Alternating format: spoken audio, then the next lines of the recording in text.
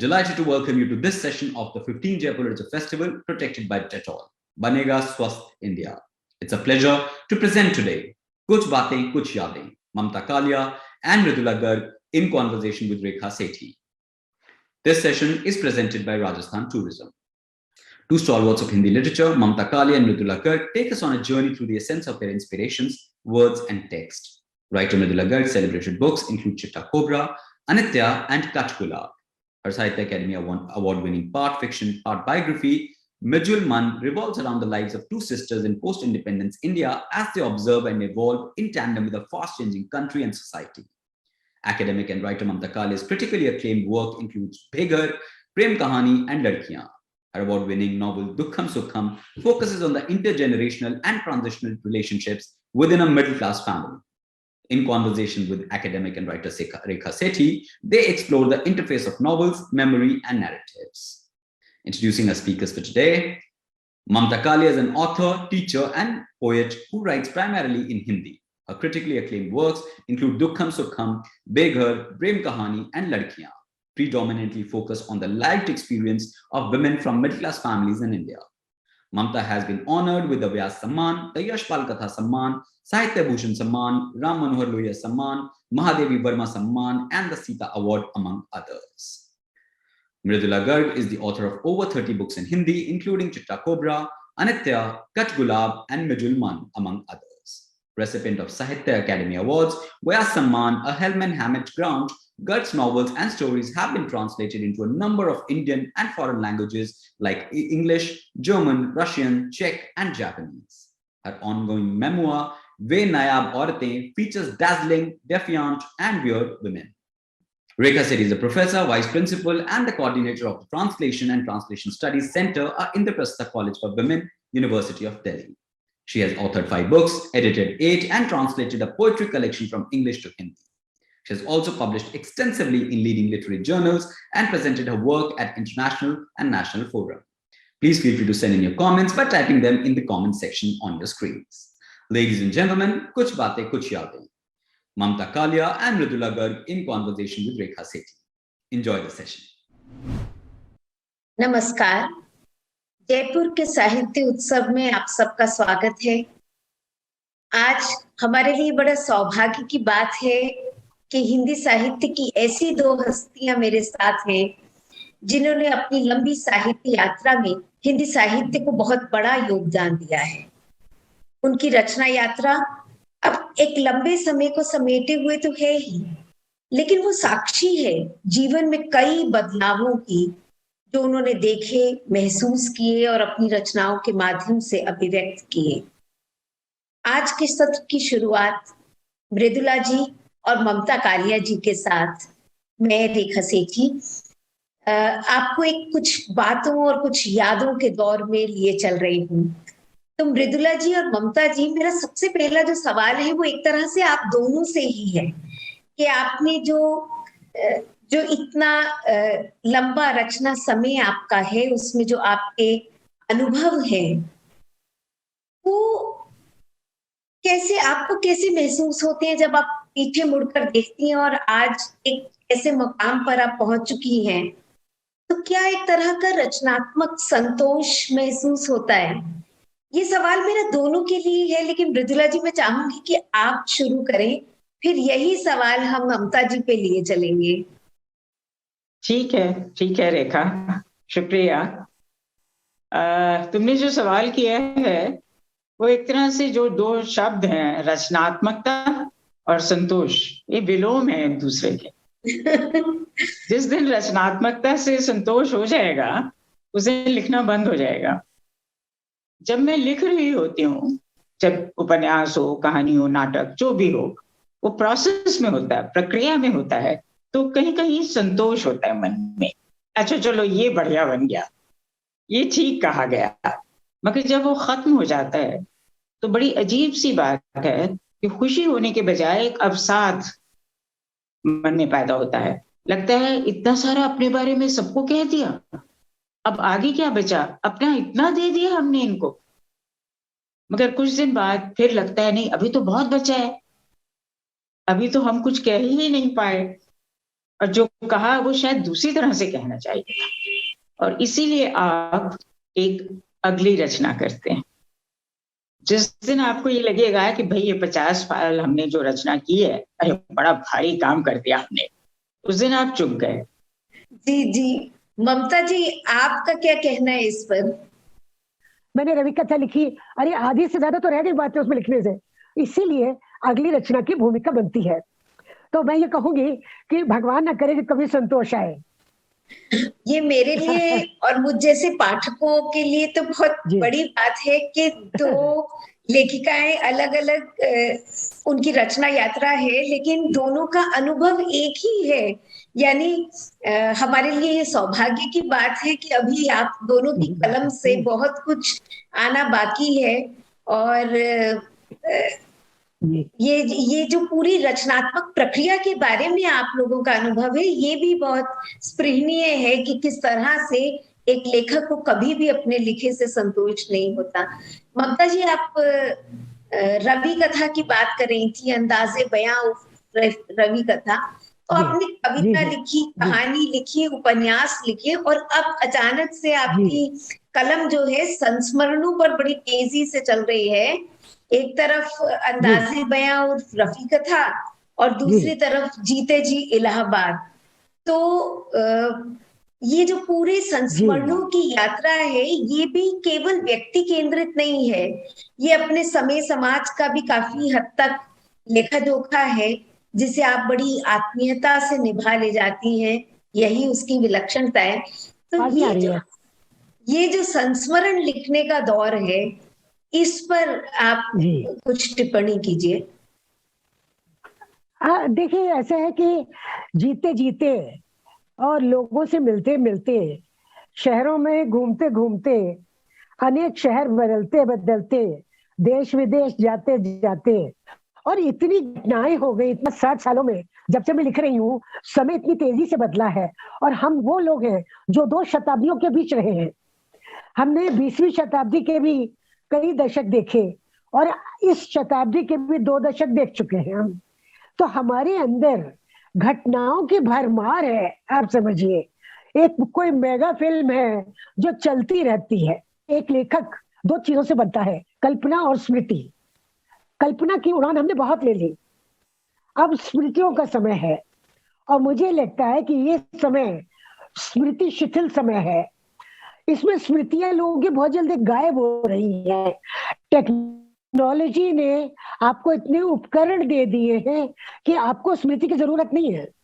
हम बच्चों से तारीख पूछते हैं, वो पहले अपना फोन ऑन करते हैं, तब तारीख बताते हैं, और हम कैलेंडर देखते हैं, तब तारीख देखते हैं। तो आप ये देखिए, स्मृति का ये गैप, वक्फा बहुत छोटा होता जा रहा है। तो कहीं ना कहीं स्मृतियों को बचाने की जरूरत है। मृदुला जी, अब आपके लेखन की तरफ लौटते हैं।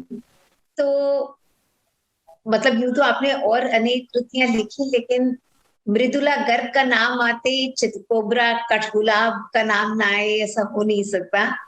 तो अगर आप अपनी इस रचना यात्रा को जब देखती हैं, जिसमें चितकोबरा भी है, कठगुलाब भी है, मिलजुल मन भी है, और मेरा एक और बहुत प्रिय आपका उपन्यास जिस पर चर्चा कम होती है, अनित्य, अनित्य भी है। तो इन सब में कहीं ना कहीं एक स्त्री मन तो झांकता है।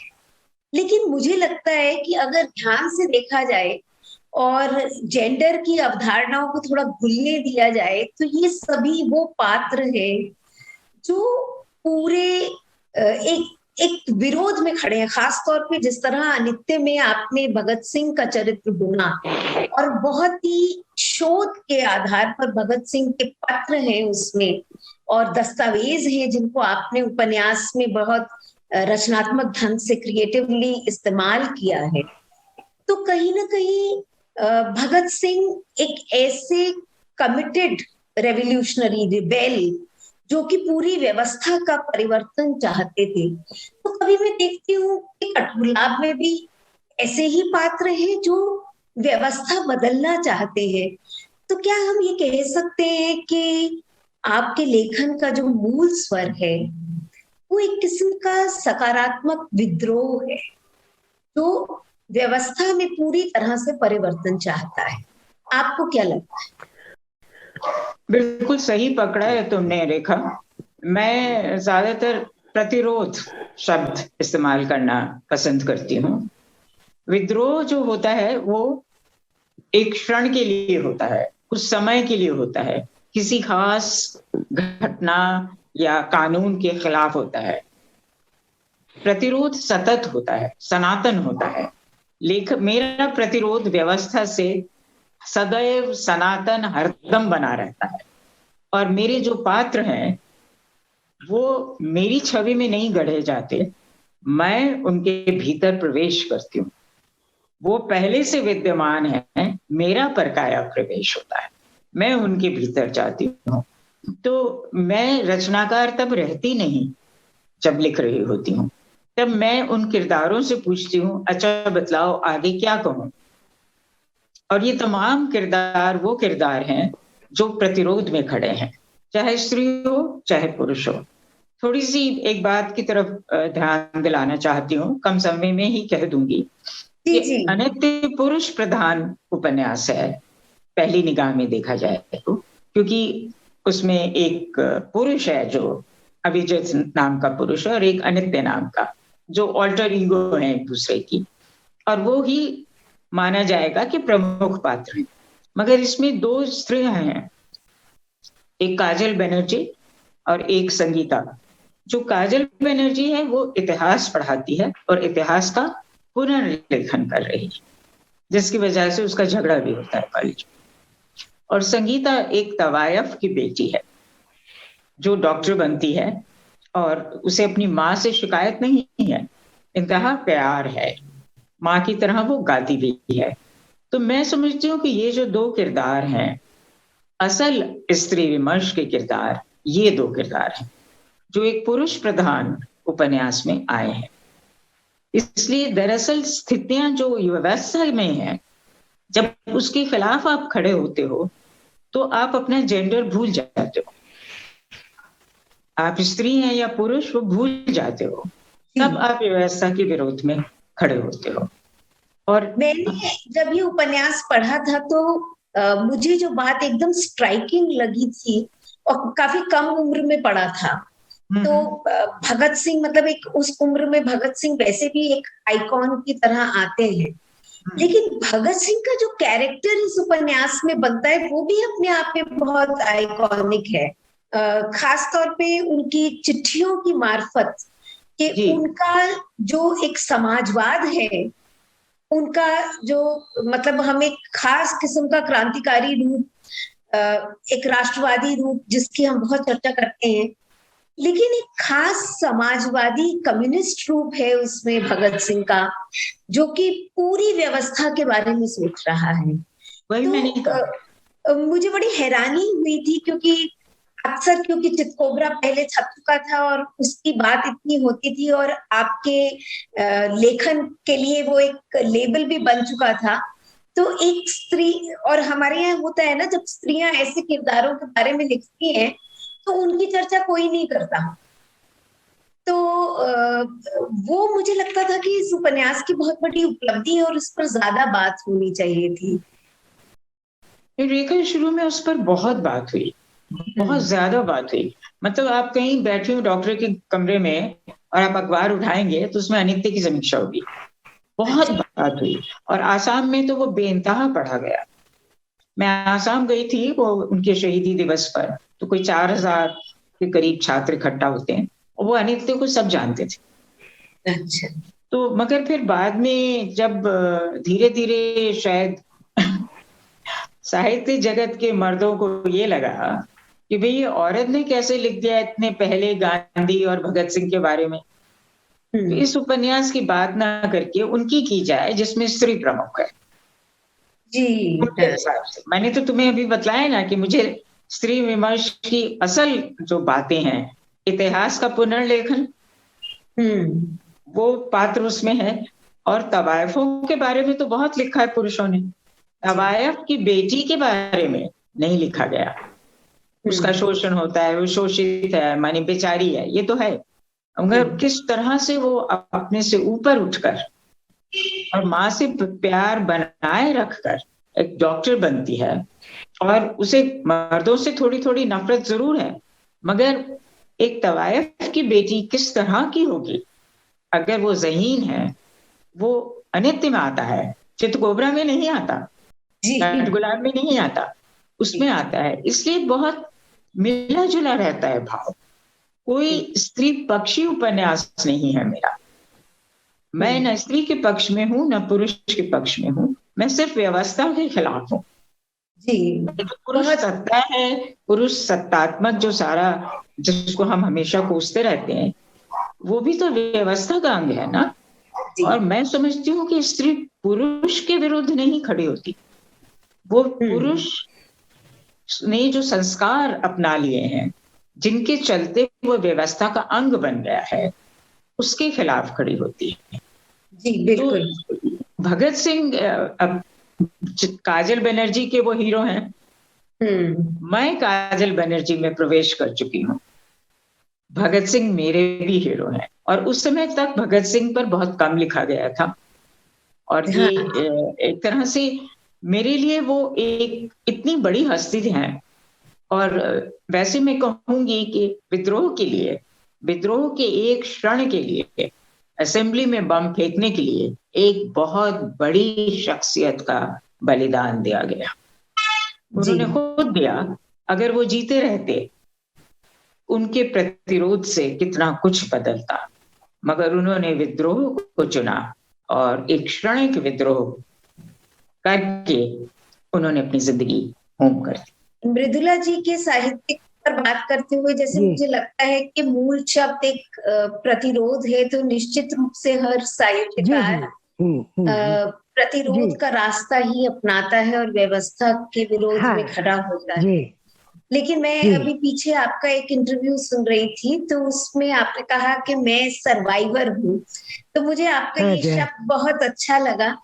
और मुझे लगा कि आपके साहित्य में भी जो स्त्री पात्र हैं खास तौर पे, वे एक तरह की सर्वाइवर हैं। मसलन अगर हम दुखम सुखम उपन्यास को ही लें, तो एक छोटे शहर या कस्बे में जो स्त्री जीवन है, उनका संघर्ष है, और जिस सहज स्वाभाविकता के साथ वे स्त्रियां अपने लिए खड़ी होती हैं, खासतौर पे माँ और बेटियां, तो एक स्वयं को प्रमाणित करना जैसे आग के दरिया से गुजरने की तरह है। तो आपके लिए मतलब कुछ कुछ उपन्यास आत्मकथात्मक सा भी है कि आपने उसमें अपना जीवन देखा, और या फिर जी जी रेखा, ऐसा है कि कोई भी रचना किसी की सीधी सीधी आत्मकथा नहीं होती है लेखक की। उसमें न जाने कितने लोगों के हाथ पैर और दिल दिमाग और कई अवयव लगे होते हैं। तो मैं ये मानती हूँ आज भी कि पिछली इतनी शताब्दियों से लेकर अब तक स्त्री जो है वो सबसे बड़ी सर्वाइवल का नमूना है।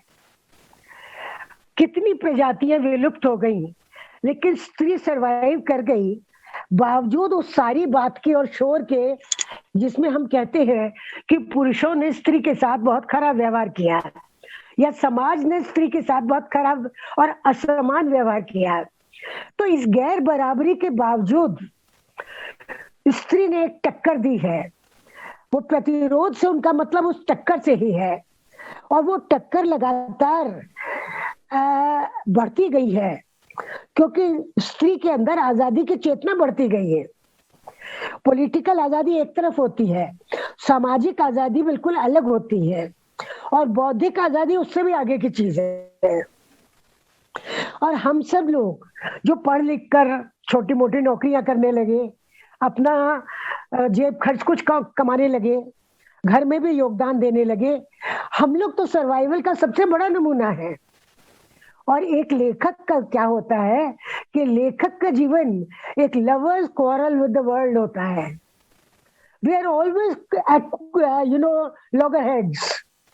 हम लोग लगातार एक लड़ाई लड़ रहे हैं। हमारे भगवान ने सींग नहीं दिए, लेकिन हमें बहुत पैने दांत दिए हैं, हमको बहुत कड़ी जीवनी शक्ति दी है, और दुखम सुखम में मैंने जो दिखाया है, जो इंदु नाम की जो महिला है जी वो शुरू में कितना कष्ट पाती है, बेटियां पैदा हो गई, इसमें उसकी तो कोई गलती नहीं है, लेकिन उसको कितनी प्रताड़ना मिलती है। लेकिन उसकी वही सास जो उसके साथ झगड़ती है, उसके ऊपर धीरे धीरे महात्मा गांधी के नए विचारों का इतना असर पड़ता है कि वो एक बदली हुई औरत हो जाती है। तो आप ये देखिए कि जब जब स्त्री को मौका मिलता है तब तक स्त्री अपने आप को बदलती है, क्योंकि वो कोई भगवान के यहाँ से परफेक्ट मॉडल बन के नहीं आई है। वो 8 भुजाओं वाली नहीं है, हमारे वही 2 भुजा है जो पुरुष के होती हैं। हमारे पास लड़ने का मादा, जूझने का मादा ज्यादा है, लेखन में भी और जीवन में भी, नौकरी में भी। और आज मुझे लगता है ये लड़ाई और प्रखर होती जा रही है। जी, हाँ मैं यही बात पूछना चाह रही थी जी आपसे जी हाँ कि आपकी जो नई कहानी के दौर की है उसके बाद की जी नई कहानी तो नहीं, मतलब उससे जरा बाद का जो समय है जब आपने जी कहानियां लिखना शुरू किया था, जी जी तो जी उस समय हम देखते हैं कि एक आधुनिकता और परंपरा के द्वंद्व की स्थिति थी। आपसे पहले की हाँ रचनाकारों में भी है कि मतलब हाँ ये जो पढ़ी लिखी आत्मनिर्भर स्त्री है वो अपने आप को असर्ट करने की कोशिश कर रही थी, लेकिन हाँ कहीं ना कहीं उसका मन थोड़ा परंपरा से बंधा था और थोड़ा आधुनिकता से, तो वो अपने आप को उस द्वंद्व में घिरा हुआ पाती है। लेकिन हाँ जैसे रेखा, बहुत बहुत अच्छा सवाल है तुम्हारा। हाँ और रेखा ऐसा है कि मुझे लगता है कि अगर हम परंपरा को बिल्कुल त्याग दें तो एक किस्म का जो ब्रा बर्निंग एटीट्यूड जो कम से कम 70 साल पुराना है उसको अगर हम ले आएंगे तो मैं नहीं समझती कि हम भारतीय समाज के लायक और उसमें जीने के लायक और खुश रहने के लायक अपनी जगह बना पाएंगे। मुझे लगता है कि परंपरा को एक समग्रता में समझना चाहिए हमें। वो हमारी वन प्रांतर से शुरू होकर और महानगर के बीचों बीच तक सर्वाइवल का एक इंस्टिंक्ट है, सर्वाइवल का एक रूप है, और वो तभी आ सकता है जब हम उससे जुड़े रहे।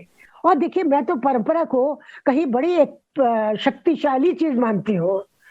आप एक कच्ची दीवार के ऊपर एक हाथ का सतिया बना दो, पता चल गया इस घर में कोई मंगल काम हुआ है। उसके लिए आपको कोई शब्द नहीं चाहिए। लेकिन आज जो स्त्री है, मतलब बिल्कुल तो आज को पोस्ट ग्लोबलाइजेशन, हाँ आज को परिभाषित करती कहानी, इसीलिए मैं बोलने वाली औरत कहानी लिखती हूँ। इसीलिए मैं जांच अभी जारी है जैसी कहानी लिखती हूँ कि आप जब न्याय मांगते हैं न्याय नहीं मिलता। आज समस्या ये नहीं है कि अन्याय हो रहा है, आज मुश्किल ये कि न्याय का चेहरा धूमिल कर दिया गया है, न्याय के चेहरे को हमने विकृत कर दिया है।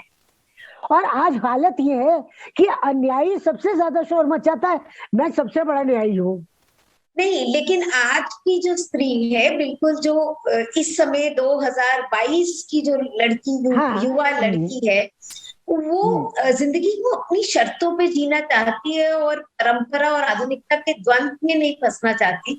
उसके सामने उस तरह के द्वंद्व नहीं है, रास्ते साफ है, तो उसका एसर्शन एक अलग तरह का है। तो एक तरह से स्त्री चिंतन और स्त्री लेखन हम कह सकते हैं कि एक और नई जमीन तैयार कर रहा है। ये तो स्त्री तैयार हो रही है उस सदी के लिए, उस चुनौती के लिए वो लगातार तैयार हो रही है। और इसीलिए आप देखिए कि स्त्री के प्रति हिंसा बढ़ गई है, क्योंकि स्त्री की चेतना बढ़ गई है, स्त्री की डिमांड्स, उसकी मांगे बढ़ गई हैं आज समाज से। वो समाज में बेहतर और बराबर की स्थिति चाहती है, और जहां जहां वो श्रेष्ठ है वहां वो अपनी श्रेष्ठता को प्रमाणित कर रही है। इसीलिए उसके प्रति एक हिंसक विद्रोह, एक हिंसक विरोध पैदा हो गया है।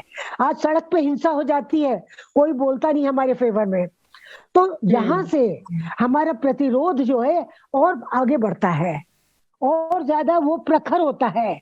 आज जरूरत है एक नया टेक्स्ट लिखने की।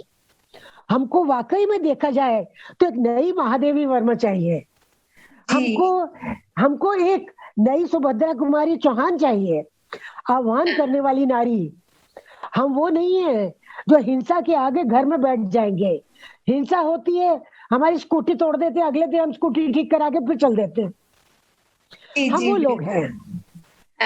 तो आप ये देखिए कि ये सब तभी होगा ना when we will be survivors, and I think we are the best examples of survivors. बहुत खूब।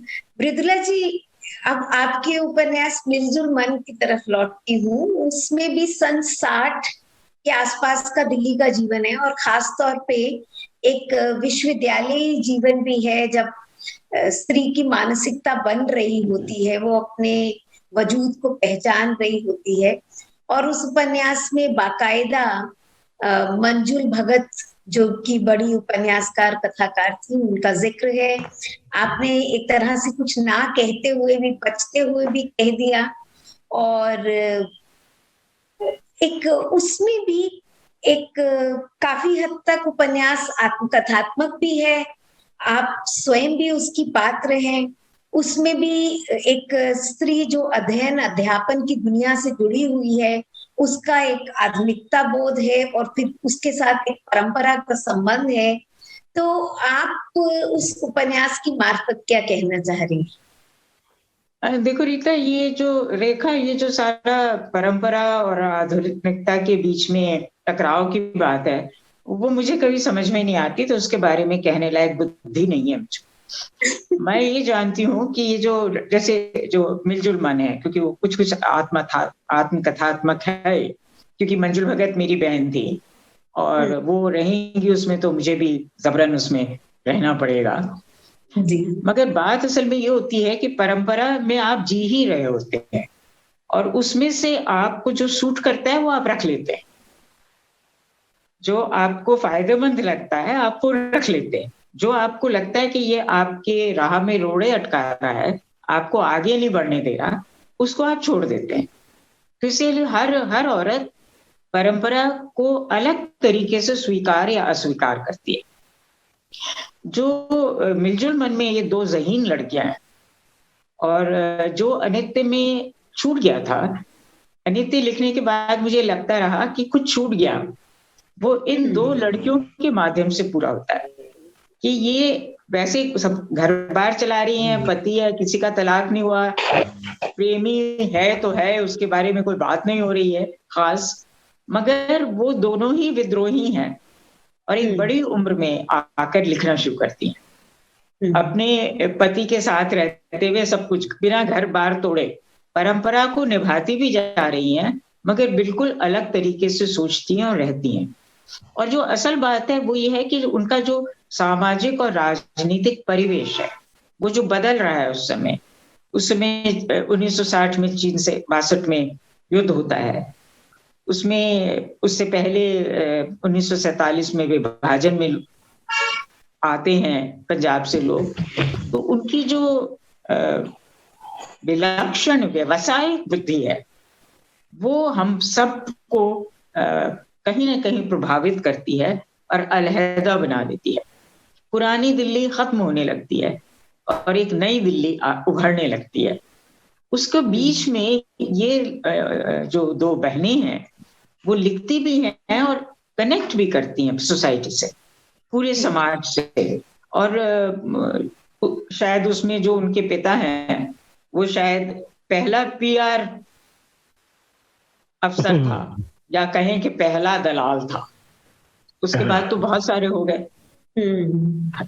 उद्योग चलाने का तरीका ये हो गया, सरकार चलाने का तरीका ही हो गया कि एक PR का आदमी रखो। मिलजुल मन में वो पहला आदमी था जो इस तरह इस रूप में प्रकट हुआ। तो जो ये लड़कियां माध्यम भी हैं एक तरह से उस युग की तब्दीली को दिखाने के लिए, और वो उसमें मैं खुद हूं, मगर जो असल किरदार, जो औपन्यासिक किरदार है वो गुलमोहर का है। जी, लेकिन आपने बड़ी खूबसूरत नाम भी उसमें इस्तेमाल किए हैं, गुलमोहर और मोगरा। तो देखो, और गुलमोहर कहानी लिखी थी हाँ, मंजुल ने, और हाँ, गुलमोहर वो फूल है, शोक है, और मोगरा उसकी वो मुंहचोर है, वो मुंहजोर है। जी। एक तो उस तरह विदुषी से ही वो फूलों के नाम मैंने। जी, और एक बात मुझे और बहुत मतलब बहुत मैं मार्क करती हूँ आपके लेखन में, वो है शिल्प के प्रति आपकी सचेतता। अक्सर ये बात होती रहती है कि फिर स्त्री लेखन के संदर्भ में ज्यादा होती है कि स्त्रियों का जो ध्यान है वो अनुभव की प्रकृति को बड़े गहरे ढंग से प्रस्तुत करने का है, और शिल्प के प्रति उनकी कोई सचेतता नहीं होती, रूप को, नैरेटिव स्ट्रक्चर को वो इतना ध्यान नहीं देती। लेकिन मुझे ऐसा लगता है कि आप अपने हर रचना में एक नए सिरे से उस नैरेटिव ढांचे को बदलने की कोशिश करती रहती हैं, और साथ ही आप स्वयं उपस्थित रहती हैं। जैसे आप पाठक को भी ये खबर नहीं होने देती कि बस वो डूब जाए उस रचना में, आप उसे याद दिलाती रहती हैं। मतलब आलोचना की भाषा में तो हम इसको एक बहुत स्ट्रैटेजी की तरह ही बात करते हैं कि पाठक को याद दिलाती रहती है कि वो एक उपन्यास पढ़ रहा है या वो एक कहानी पढ़ रहा है, और कथाकार की एक सजग इंटरवेंशन है, हस्तक्षेप है उसका उसमें। तो वो भी आपके उपन्यासों में मिलता है, तो कहानियों में भी। बहुत सारे प्रश्न हो गए, ये एक प्रश्न है। सबसे पहले तो खैर मैं ये कहना चाहती हूँ कि शिल्प के बिना साहित्य नहीं बनता। आप चुटकुला सुना सकते हैं, कहानी नहीं कह सकते शिल्प के बिना, उपन्यास बिल्कुल नहीं कह सकते शिल्प के बिना। तो शिल्प एक महत्वपूर्ण हिस्सा है साहित्य रचना का, उतना ही महत्वपूर्ण जितना विचार, जितना भाव, जितना स्मृति, जितना अनुभूति, और सब उसके हिस्से हैं। मगर शिल्प उनको बांधता है, शिल्प के माध्यम से ही वो कहे जाते हैं। चितकोबरा में शायद सबसे पहले मैंने ऐसे शिल्प का इस्तेमाल किया कि 26 अंश हैं उसके, और वो ताश के पत्तों की तरह आप उसको किसी भी तरह फेंट कर बांट सकते हैं, जहां से भी शुरू करना चाहें शुरू कर ले, अंत कहानी वही रहेगी। आप चौथे अध्याय से शुरू करेंगे तो तीसरे पे खत्म हो जाएगी कहानी, 20वें अध्याय से शुरू करेंगे तो 19वें पे खत्म हो जाएगी कहानी आकर। तो वो एक जैसे लीनियर नहीं है, वो सर्कुलर जो समय है वो सर्कुलर है उसमें। उसी तरह असल में शिल्प का तो हर उपन्यास में इस्तेमाल हुआ है। जैसे कठगुलाब में भी अलग अलग कहानी अपनी कहती हैं, वो उसमें 4 स्त्रियां हैं, 1 पुरुष है, मगर वो कहानी सिर्फ अपनी नहीं कहती, वो दूसरी औरत उसकी कहानी भी कहती है, अपनी भी कहती है। तो इस तरह से वो कहानी चलती है हर औरत के माध्यम से, और सब उसमें जुड़ती जाती हैं, और वो पुरुष भी जुड़ता जाता है। और जो स्त्री के खास गुण बतलाए जाते हैं वो सबसे ज्यादा उस पुरुष में है। मातृत्व भी सबसे ज्यादा उस पुरुष में है। वो बच्चा चाहता है, वो कहता है कि जब तक आप किसी बीमार बच्चे के सिरहाने नहीं बैठकर उसकी सेवा नहीं की, आपका जीवन अकारत है। क्योंकि वही एक निष्कलुष प्रेम है जो कहा जाता है कि हर स्त्री चाहती है, मगर वो पुरुष भी चाहता है। तो उसमें भी एक शिल्प अलग अलग किस्म का था। और मिलजुल मन में तो मतलब मैं तुम्हें एक अपना राज की बात बतलाऊं। 1998 में जब मंजुल का निधन हुआ, तभी मैंने ऐलान कर दिया कि मैं एक उपन्यास लिख रही हूँ जिसका नाम मिलजुल मन है। मगर मुझे शिल्प नहीं मिला। बरसों बीत गए, मैं शिल्प ढूंढती रही कि कैसे किस शिल्प का प्रयोग करूं कि वो जीवनी भी हो और उपन्यास भी हो। तो फिर एक रात 12 बजे मुझे ये शिल्प सूझा कि 2 लोग रखो, 2 नैरेटर्स रखो, एक लेखक हो और एक उसकी बहन हो। तो जो बहन जो झूठ बोलेगी, जो छुपाएगी, वो लेखक उन राज को वो लेखक अफशा करते जाए, और अंत में ये राज खुलेगा नहीं, बस एक वाक्य में कहा जाएगा कि वो बहन ही लेखक थी। जी वही ममता जी, दो रोल अदा कर, दो भूमिकाएं अदा कर रही थी। तो ये शिल्प क्यों जरूरी था, एक बार पूरी करने दो, 1 मिनट जी है जी हाँ कि वो शिल्प इसलिए जरूरी था कि उसमें एक दूरी भी बने उस किरदार से, और उनसियत भी बने, दोनों चीजें बने, और आधा सच ना बोला जाए ना आधा झूठ बोला जाए।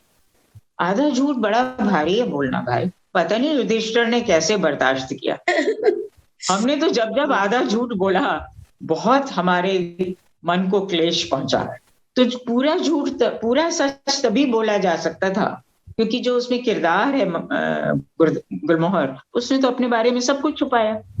तो उन बातों को कहने के लिए बहन काफी नहीं थी, एक उसके बहन के अंदर से निकलकर एक लेखक का आना जरूरी था। तो इस शिल्प के पीछे ये मंशा थी।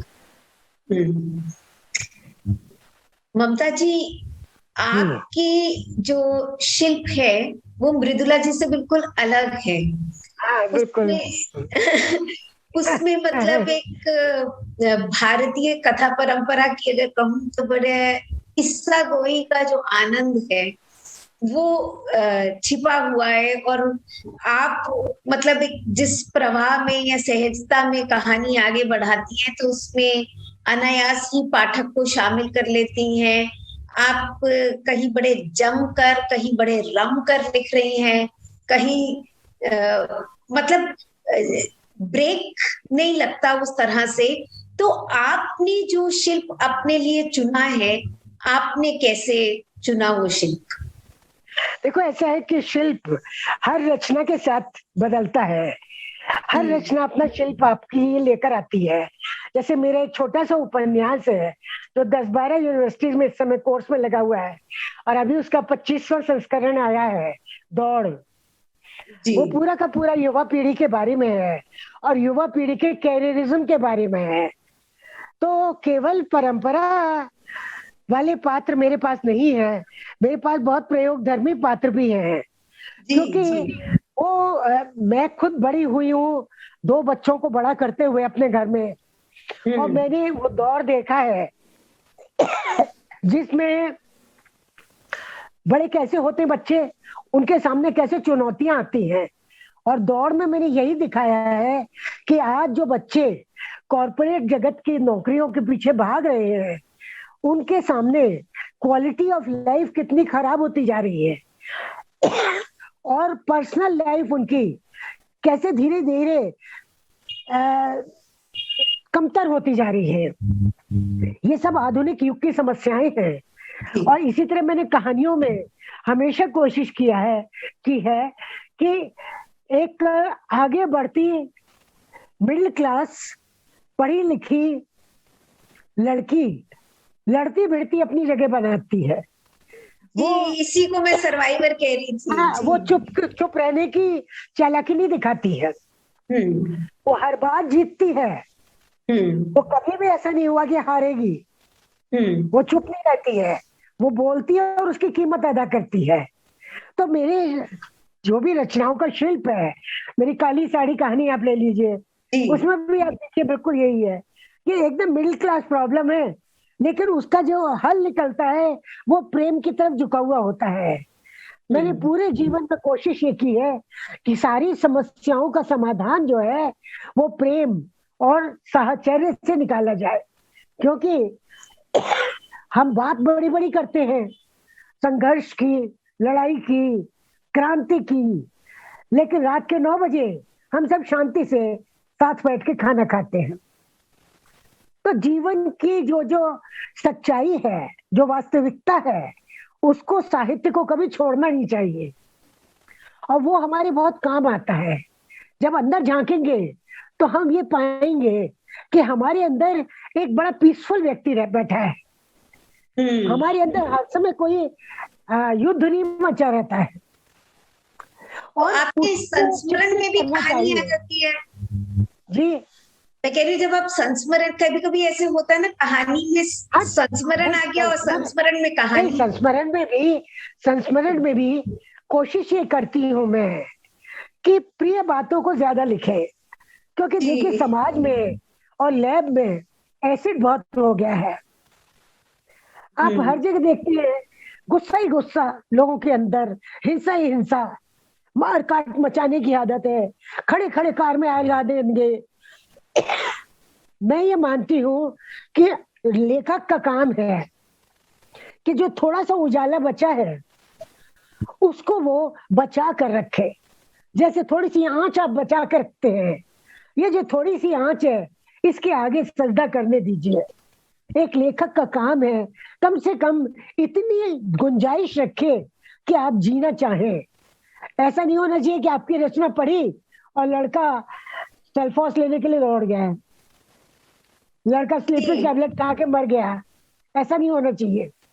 आज लेखक मुझे भी बिल्कुल ऐसे जीवन की- अनुभव हो रहा है जी कि दो सयाने जनों के बीच, जैसे जो आपने कहा ना कि लेखक का काम होना चाहिए कि कुछ उजाला बचा के रखे, तो आप दोनों से जो बातचीत हो रही है ऐसे लग रहा है कि वो उजाला मैं समेट पा रही हूँ। तो बहुत सुंदर, मतलब हम लगभग अपने कार्यक्रम के अंत की तरफ ही पहुंच रहे हैं, लेकिन जो इतनी अच्छी बात कह रही ममता जी, एक बात पूछ लूं, शायद ये इस सवाल का जवाब देना आपके लिए भी कठिन और मृदुला जी के लिए भी, लेकिन बिल्कुल अंतिम क्षण में कि अगर आपको अपनी कोई रचना लिखने के बाद ये संतोष हुआ, मैंने मतलब आपने लोगों ने पहले कह दिया कि संतोष नहीं होता हाँ, ये रचनाकार को, थोड़ा लेकिन बहुत सुख रवि मिला कथा। हो, हाँ, तो किस थोड़ा रचना बहुत को रवि लिखने कथा। से? दो रचनाएं ऐसी हैं, जी एक जी, गौड़ उपन्यास और एक हाँ, रवि कथा। रवि वाह, कथा इन हाँ, दोनों को लिखकर थोड़ी सी ये तसल्ली हुई मुझे। कम से कम दौड़ जब पढ़ते हैं, नई उम्र के बच्चे पढ़ते हैं और जब वो उसके बारे में बात करते हैं और जब वो कहते हैं कि मैम आपने कैसे जाना, हमारे जीवन में भी यही समस्या है, हम भी जी, आगे बढ़ना चाहते हैं, हम भी अपनी कंपनी के सपने देखते रहते हैं, अपनी हमारी पर्सनल कोई लाइफ ही नहीं है। और जब हाँ, रवि कथा में लोग मुझे कहते हैं अरे रवि की वो बात रह गई, अरे वो बात रह गई, मैंने कहा हाँ, मैंने सिलेक्टिव मेमोरी का इस्तेमाल किया। जी, एक लेखक के पास ये हमेशा गुंजाइश और छूट होती है कि हम आधी हकीकत आधा फसाना बताएं। हम पूरा फसाना बता देंगे तो आप अगली रचना पढ़ेंगे कैसे? और अगर पूरी हकीकत बता देंगे तो भी आपकी सारी दिलचस्पी खत्म हो जाएगी। तो हर जी, रचना आधी हाँ, हकीकत आधा फसाना होती है। बहुत शुक्रिया। हमारा समय बिल्कुल खत्म हो गया, लेकिन मृदुला जी बस एक वाक्य में अगर आप कहना चाहें कि कौन सी रचना लिखने के बाद सबसे अधिक संतोष मिला? चित्त कोबरा। चित कोबरा। 26 दिनों में लिखी गई, एक शब्द नहीं बदला, और जी। लोगों ने जितना उसके लिए मुझे तिरस्कृत करने की कोशिश की, उतनी ही मैं पुरस्कृत हुई। बहुत बहुत धन्यवाद। आज का ये सत्र मुझे लगता है कि हम बहुत कम समय में बहुत सी बातें कर पाए और बहुत सी यादें और बहुत सी बातें साझा कर पाए। तो जो सभी साथी हमसे जुड़े हैं, आप सभी का बहुत बहुत धन्यवाद। बहुत अच्छा लगा रेखा, नमस्ते। शुक्रिया रेखा, शुक्रिया, बहुत अच्छा, अच्छे सवाल किए तुमने। Okay Mridula, bye. Okay, bye. Thank you, Mamta Kalia, Mridula Garg, and Rekha Sethi for this wonderful session. And thank you all for watching and being such a great audience. Please stay logged on to continue to watch with us the series of exciting sessions featuring a stellar list of speakers that have been specially curated for you. Sessions are ongoing across all three of our venues: Front Lawn, Mughal Tent, and Darbar Hall. Stay tuned for the next session. Thank you.